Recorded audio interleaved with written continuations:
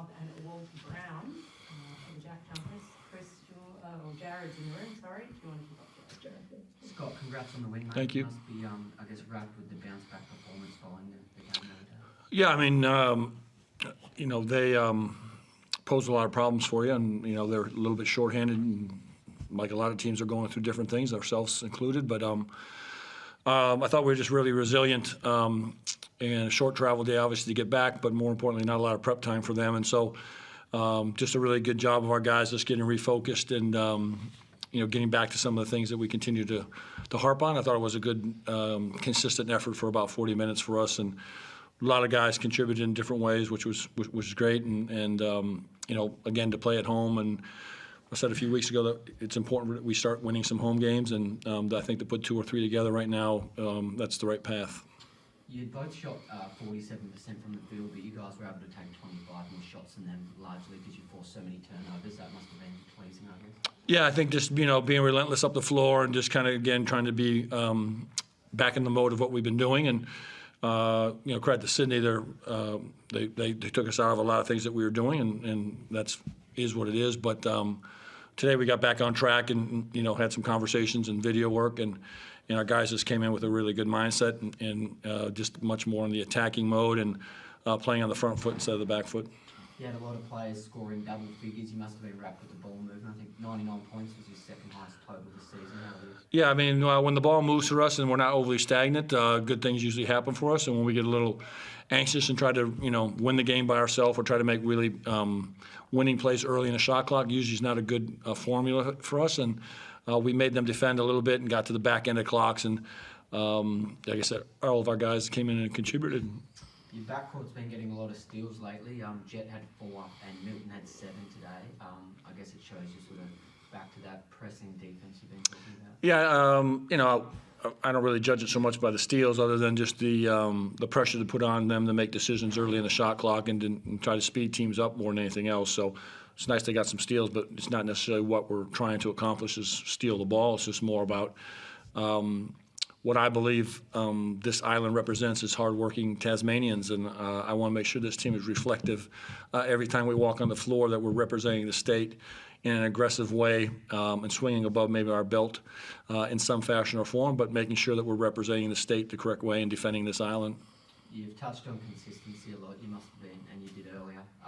You didn't have any sort of quarters there where you got blown out or anything. You must be wrapped with that. Yeah, I was happy for the most part. I think the beginning of the third we were quite sloppy for 3 or 4 minutes there, and wasn't happy about that, obviously. But then we found our footing again. So those consistencies are something that we continue to harp on both ends of the floor, and hopefully we can continue to improve on it. We have a good week here to kind of regroup and get some guys healthy and feeling good about themselves again. Walter, it must have been nice getting out on the court, mate. What did you make of it? Yeah, no, it was just a great opportunity to get out there, have a run with the guys. So no, it's always good to get a chance to show what you can do. The crowd was humming out there. How did you find it? It must have been. Yeah, it's a great atmosphere to play in. This arena is amazing. Like, the crowd's awesome every game. So. How have you found your time with the Jack Jumpers? No, it's been great. Like, couldn't ask for a better group of guys to train with every day. It's just an amazing opportunity for me to learn and get better. So. Thanks, guys.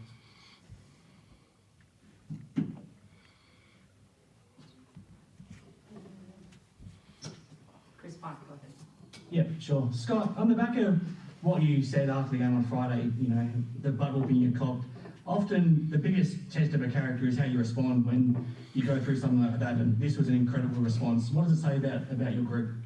Well, I think also I said that, irregardless of what transpires over the next amount of weeks here, I love this group. I love our passion. I love the character of these guys. I know who they are as people, and I know their mindsets and what they really, are about. And so every now and then you got to push and prod them a little bit, which is fine. But the resilience of the group just in general has always been very strong, and they're a quite passionate group of guys that, love each other and do the right things. And today was a big harping about our values and our culture and making sure that, we're representing that continuously when we walk out on the floor to play. And I thought we got away from that partly because Sydney was very good, but we just had some moments where I just didn't like how we looked visually more than anything else when we were in Sydney. So great credit to them, and we just got a fearless bunch of guys that really enjoy playing with each other. Creaky was just in here talking about how disappointed he was in his own performance, and also of Alan Williams, especially the 11 turnovers they had between them, and the guys you threw at them, whether it was Richard or Fab coming in or Jack McVeigh as well, they did such a great job against those guys. How happy were you with what you did in that area? Yeah, I think again the force that we played with was really, really well, and you know, we definitely were much better in those areas, especially on the ball screens, I think, and just our physicality and putting fresh bodies on him. And you know, he's a hell of a player, and you know, I've said before about X in Sydney and him, and when they're playing at an MVP level, you know, it's just they're hard to handle, and he got off to an early start there, but I think just the bodies we kept throwing at him were helpful, and it's just, you know, a group effort when you're trying to guard someone like that. It's not an individual effort.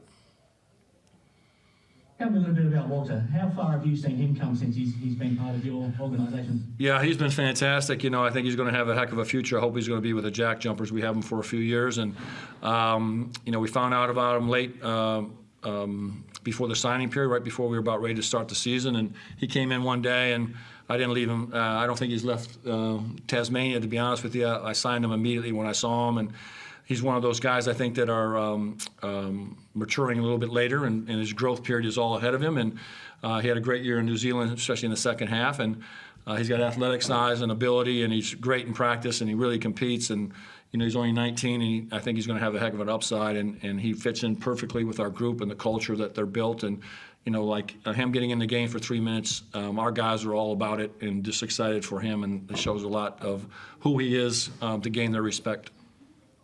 Just lastly, it looks like your daughter might be just about the biggest Jack Jumpers fan that there is out there. What does it mean for you to spend this time of the year having her in town? Sorry.